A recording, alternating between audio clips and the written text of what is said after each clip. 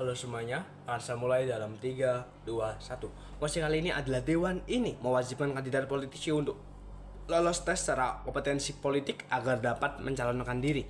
Seperti yang kita ketahui bahwa pada saat ini kepercayaan publik terhadap pemerintah sangat menurun. Hari ini dikarenakan sistem meritokrasi yang rusak. Maka dari itu perlu adanya tes meritokrasi. Namun, apakah tes tersebut dapat menyelesaikan masalah? Tentu saja tidak. 3 hal untuk menjawab hal tersebut. Yang pertama adalah adanya pembatasan partisipasi. Saat kita melakukan yang namanya tes meritokrasi, maka kita hanya memilih pemimpin yang baik, yang pintar secara akademis, memilih pemimpin yang baik secara sosiologi, ekonomi, dan juga hukumnya. Namun, apakah hal tersebut berkesinambungan dengan politik? Tentu saja tidak. Karena apa? Yang kedua adalah dari segi kepemimpinan dan juga dari segi pengalamannya. Kita hanya memilih pemimpin yang baik secara akademis, kita hanya memilih pemimpin yang pintar secara akademis. Namun kita tidak melihat dari segi kepemimpinannya, dari segi pengalamannya. Oke, mungkin kita mendapatkan seorang pemimpin yang baik secara akademis, kita memiliki pemimpin yang pintar secara akademis. Namun apakah pemimpin tersebut dia bisa menjadi pemimpin, dia menjadi seorang pemimpin, dan juga apakah dia memiliki pengalaman dalam politik?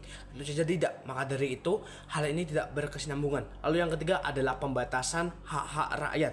Kita mengetahui bahwa pada saat adanya pembatasan uji tersebut, maka hak-hak rakyat untuk mencalonkan diri sebagai politik akan semakin kecil, karena hanya calon politikus atau hanya beberapa orang saja yang mencalonkan atau yang mengikuti tes tersebut. Lalu yang kedua adalah berpotensi terdapat permainan dalam tes tersebut. Yang pertama adalah apakah tes tersebut dapat diuji? Apakah tes tersebut murni atau kan tidak? Tentu kita tidak tahu. Lalu yang kedua adalah apakah lembaga yang mengadakan tes tersebut bersih? Apakah adanya campur tangan antara pihak lain dalam lembaga tersebut?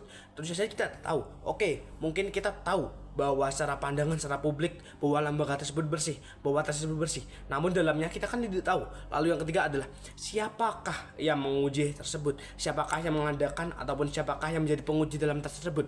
Apakah penguji tersebut baik secara akademik? Apakah penguji tersebut bisa dites kepemimpinannya? Apakah penguji tersebut bisa dites pengalamannya?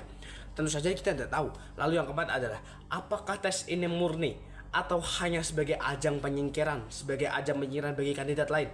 Kita menemukan bahwa dalam tes tersebut ada kandidat yang pintar, ada kandidat yang baik secara akademis, baik secara kepemimpinan, dan juga baik secara pengalaman.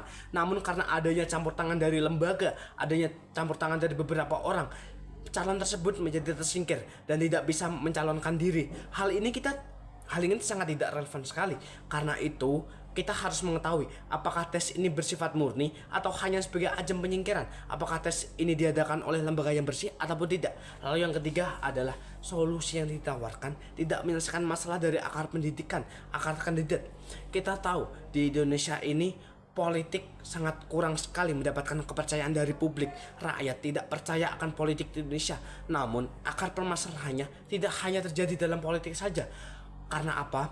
Ada 2 hal yang menjadi permasalahan pada saat politik tersebut. Yang pertama adalah rakyat, yang kedua adalah politisi. Kita tahu pada saat kita melakukan pemilu, khususnya di tahun-tahun sebelumnya, banyak sekali terjadi skema politik uang. Banyak sekali para politisi yang menyebarkan uang pada rakyat, dan rakyat tersebut menerima uang tersebut dengan anggapan kita mencoblos kepala politik tersebut dengan uangnya. Maka dari itu perlu adanya hal-hal untuk mengatasi akar permasalahan tersebut. Lalu yang kedua adalah rakyat itu memilih uang dan juga popularitas. Kita tahu banyak sekali artis yang mencalonkan diri sebagai anggota politisi, banyak sekali artis yang mencalonkan diri sebagai politik tersebut, dan dia dipilih oleh rakyat. Karena apa? Karena ia populer.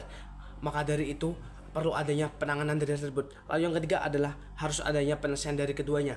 Tidak hanya di dalam rakyat saja, tidak hanya dalam politik saja, tetapi dalam keduanya.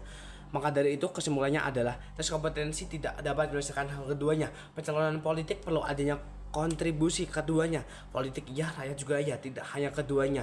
Maka dari itu sistem kompetensi bukanlah hal yang dapat menyelesaikan masalah. Terima kasih.